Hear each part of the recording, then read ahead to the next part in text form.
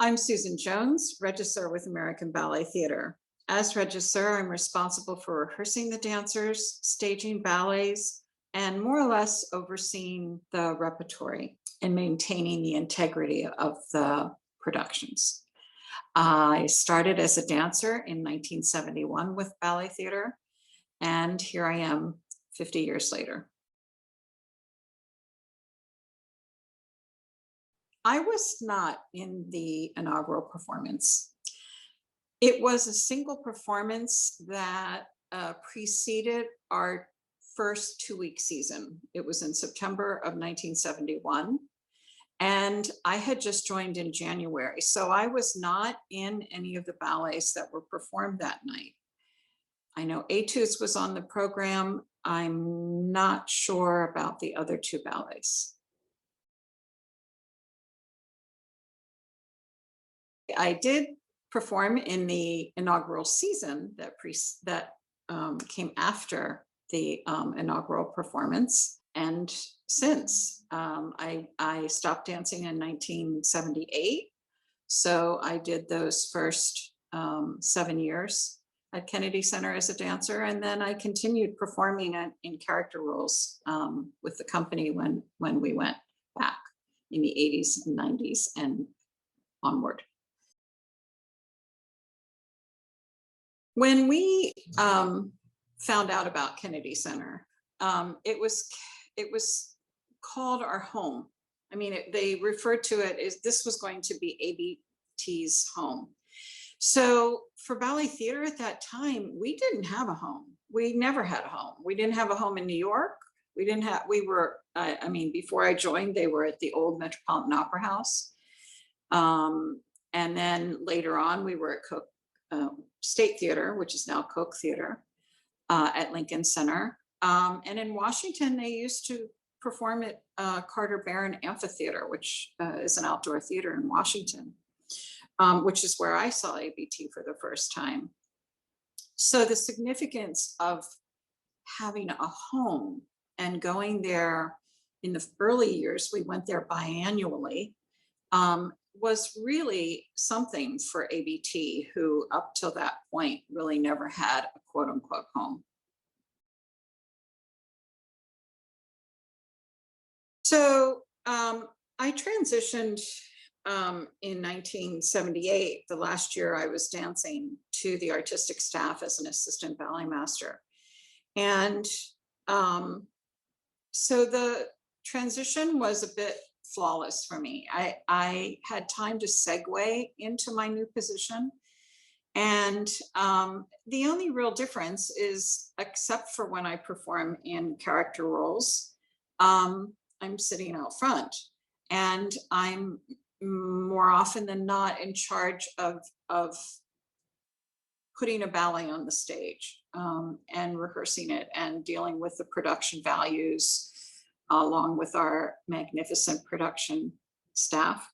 So I guess the difference between then and now is one of perspective. That as a dancer, I was looking to my audience, and now I'm looking at the dancers and really being mindful of what they're doing or not doing. Stressful is a good word for this. I think to compare which is more stressful, being a dancer or being out front and overseeing a production. I think it depends on the ballet, especially as a dancer. I mean, they're ballets. It doesn't matter where you are or where you do them. The nerve tension is high, and because of the challenges that ballet represents. Being out front can be, in some ways, more stressful because you don't have control of what's happening on the stage. You can't shout out a correction. You can't respond as you do when you're in a rehearsal situation.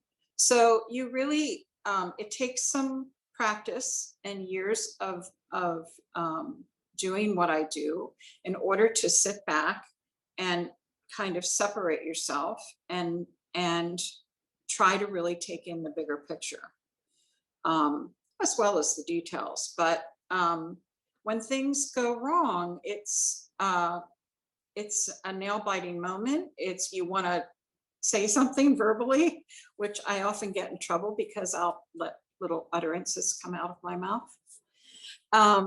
But it's, yeah, it can be more stressful because you don't have control.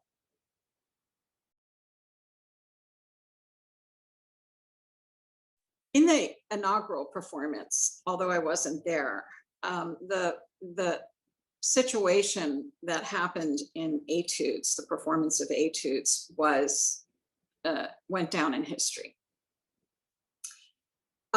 There's a huge black velour curtain in the back of the stage, and during the Sylphide section in Etudes, the curtain swags open, so it has this nice, beautiful curtain in the back, and the chandeliers have flown in. Beautiful stage.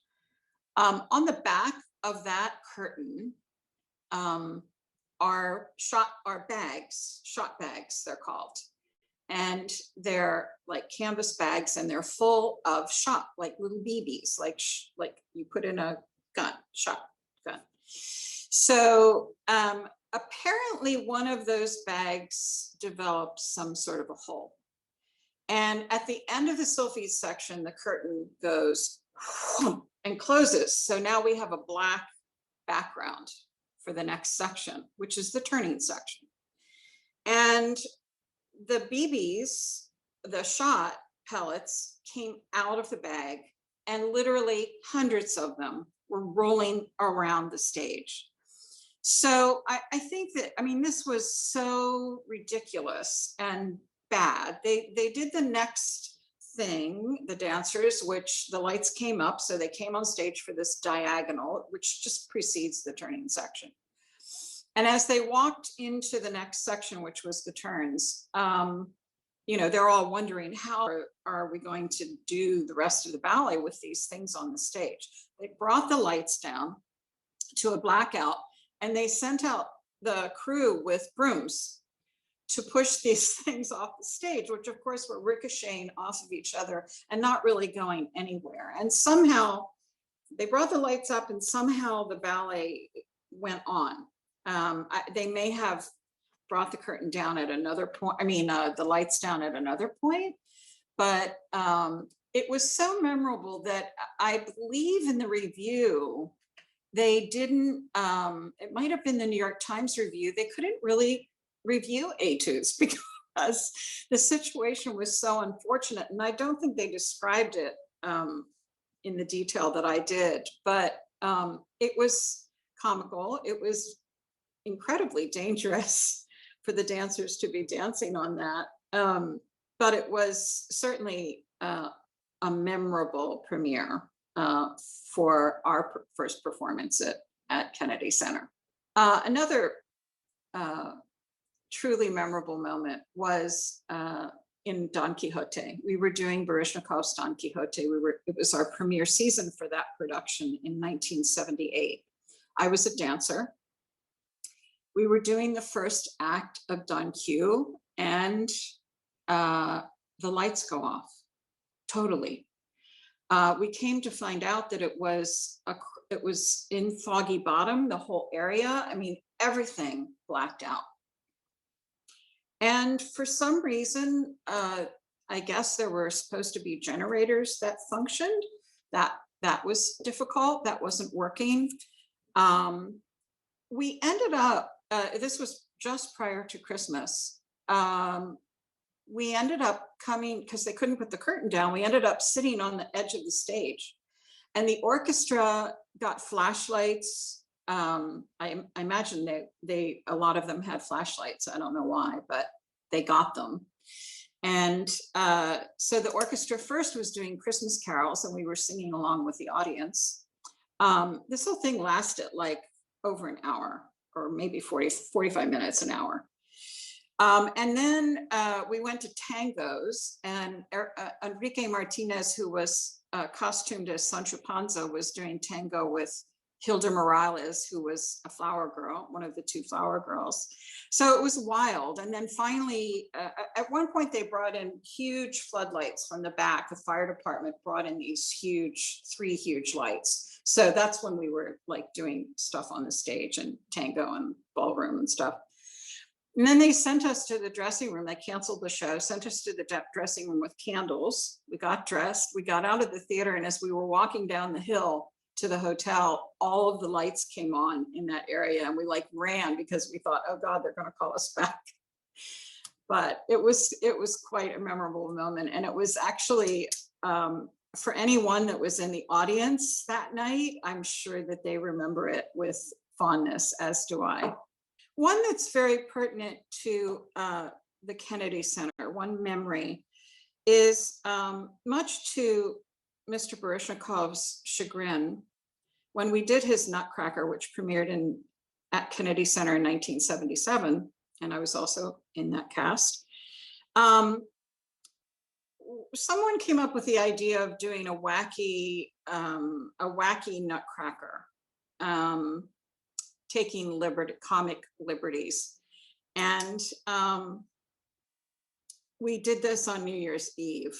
I was not part of the shenanigans. I plead the fifth, but there were things that happened, like someone skiing down the ramp in the back of snow on skis, like literally going down on skis.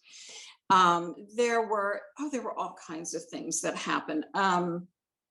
But the one that was a sort of inside Washington joke was the Shepherdess was a little duet that was in the second act, and it was to the marzipan music. And in the middle section, the boy has a mask. Normally it's a wolf mask, and the girl gets scared, right? And then he throws it away, and they continue on. So John Gardner, who was doing the shepherd, came out with a mask of Ronald Reagan when Reagan was president. And the audience, they just cracked up. It wouldn't have worked. I don't think it would have worked half as well anywhere else in the world, but in Washington, of course, it was totally apropos, and it was very, very funny. So that was another kind of Washington. And we did Nutcracker in Washington for so many years. That was Christmas. We went caroling in Foggy Bottom. We kept it going. We did not get depressed that we weren't at home for Christmas. I actually was, because my family lived in Maryland, and I always made sure I took my roommate home for Christmas, for the actual day. But that was my Washington Nutcracker memory. The Shah of Iran actually came to a performance with, I think it may have been with Vice President Mondale, which this would have been in 77 or 70. Well, it had to be before the Shah was ousted, which I think happened in 78, November of 78. So it was somewhere 77, beginning of 78. We were to do shades, Bayadere shades. And it was always, talk about stress. I mean, doing Bayadere shades is a huge task. Everybody's very on edge and nervous for this challenge. And so we got our own stage call. We're up there, we're practicing going down the ramp. I think we heard on stage call about, maybe 25 times, because it took another 55 minutes before the Shah actually got in the theater and sat down, and we could start. But we had to wait for the Shah of Iran in order to start the performance. So it was very stressful. At one point, it became sort of, everybody was making jokes about it. And then again, you had to, when it really became, okay, he's in the audience, you have to start. Then we had to get our nerves back up again, pumped up in order to go down that ramp.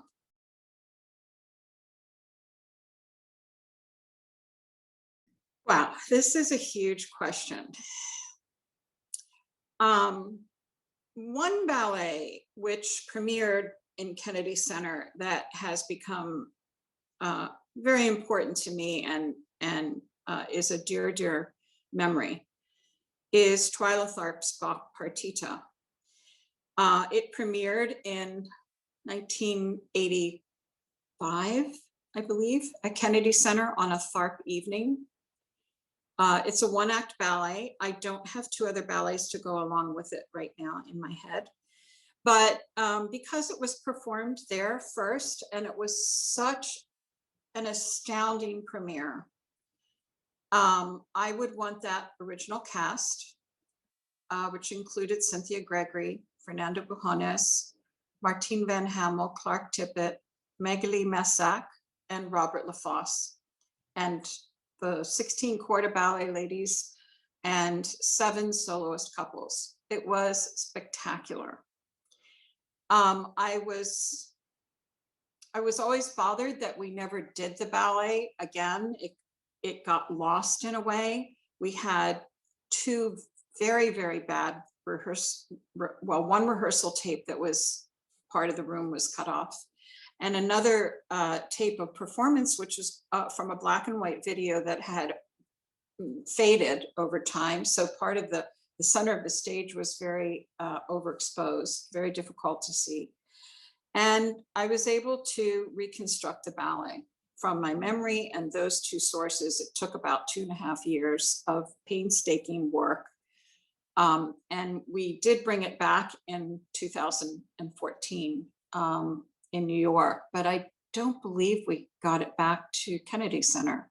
And I'd love to see it on that stage because it's in my mind, it was the best setting for that jewel of a ballet, was just the dimensions of Kennedy Center stage. Not that they're that different than some of the other stages we've had, but it just settled right into that space. And I would love to have that ballet not only come back for our dancers and for the company, but to see it done at Kennedy Center, I think would be kind of give me a sense of, okay, now I know it's going to stick around. It's going to stay. It's back where it belongs in a way. So I don't have any other ballets to suggest. And as far as dancers that should perform, if I were to say Romeo or Bayadere or Giselle, I plead the fifth. I can't. There are many dancers I'd love to see dance again, and more than would fit on one night's program. Home. The Kennedy Center is home for ABT. Even though we're not there as many weeks a year as we were in the initial years, it will always feel like home to me, that we're America's national ballet company, and it only seems fitting that is our home.